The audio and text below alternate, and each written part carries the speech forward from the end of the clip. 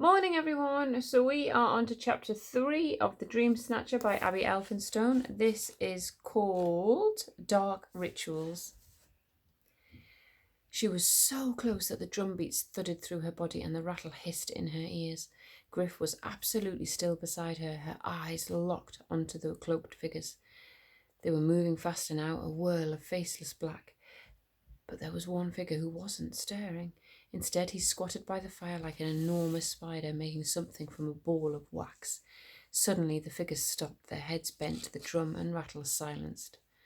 Unfolding his body, the squatting figure stood upright. Firelight fell upon his face, which was hidden completely by a white mask. A shiver tore through Moll's body, and then a horrible feeling seeped into her. She'd seen that mask before, heard that drum and rattle, not just locked inside her nightmare, but outside it too, in real life. The mask was white and it shone in the firelight like polished bone. Dark holes marked the eyes and 2 lines of jagged bones jutted out below in a grim smile. Moll knew right away that this was Skull, his mask a sign of the witch doctor's name.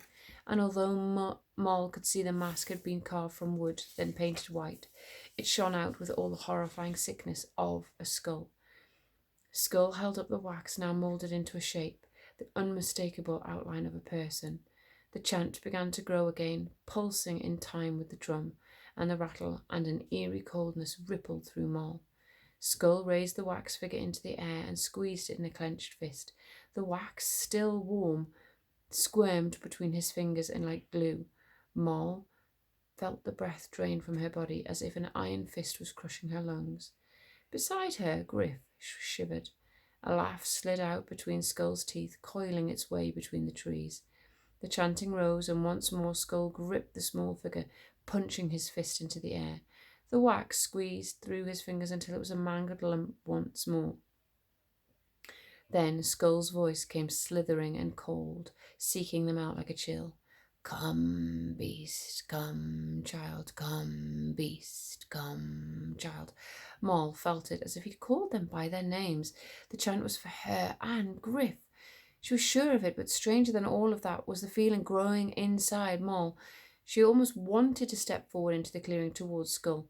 She clutched at the talisman. Keep me safe, she murmured. Keep me safe. Then a hoarse braid snapping her from a trance. She drew breath sharply and staggered backwards. Oh, Jinx! She knelt down by Griff, but he stared ahead, his body shaking, as if the chant was holding him prisoner. Moll's heart raced. Griff! Come on! She whispered. Griff jerked his head back behind the tree. His eyes were wild and his hackles wet with sweat. Moll breathed deeply. Skull! He's calling me. He's calling us both. We've got to move. She scanned the trees around the clearing, trying to block the chant from her head. To her right, beyond the fire and battered wagons, was a canvas tent propped up against a tree.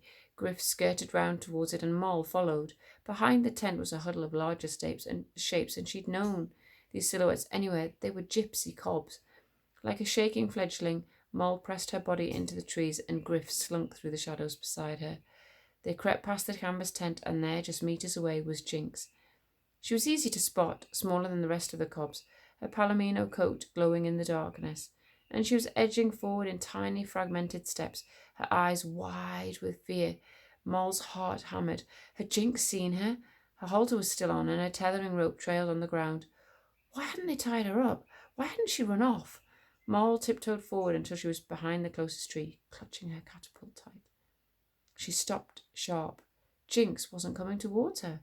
She hadn't even seen Moll. Emerging from the shadows, just meters in front of Moll, in front of the tree Moll was hiding behind, was a boy. He was taller than Moll, with a tattered waistcoat and a faded blue shirt stained with saddle polish and dirt, but he looked about her age, 12, 13 at the most. Moll frowned and squinted at the boy through the darkness. He was no gypsy. He had fair hair and a pale complexion. What was an ordinary boy doing in Skull's camp? And yet beneath the scruffy blonde hair was a bright feather earring, blue and black striped. Only one type of person wore a jay feather earring, a Romany gypsy. A ball of jealousy grew within Moll. Jinx was her cob, and this boy was beckoning her, and he had no right. Jinx paused, Her ears pricked, her tail stiff. She looked straight at Moll, whose heart quickened.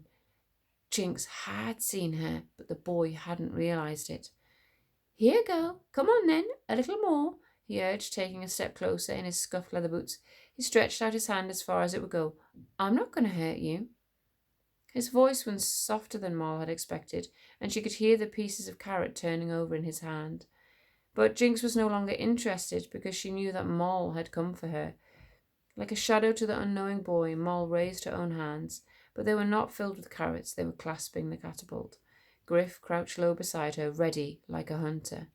The pebble was in the pouch, and she raised it to her chin. Closing one eye, she placed her thumb on the Y-frame and pulled back. The rubber strips stretched until taut, and then she took aim at the back of the boy's head. Everything was still beneath the chanting. For a second, Moll wavered. She'd never used her catapult on a person before. There were rules back in the ancient woods. But Skull's Camp was a place without rules, and she needed to get away, fast. She drew the pouch back a notch further, then fired. That's the end of that chapter. I will see you tomorrow for chapter 4. Have a lovely day. It isn't very nice outside, but I'm sure it's going to get nice later on, and we can all be back outside. So I'll see you tomorrow. Bye-bye.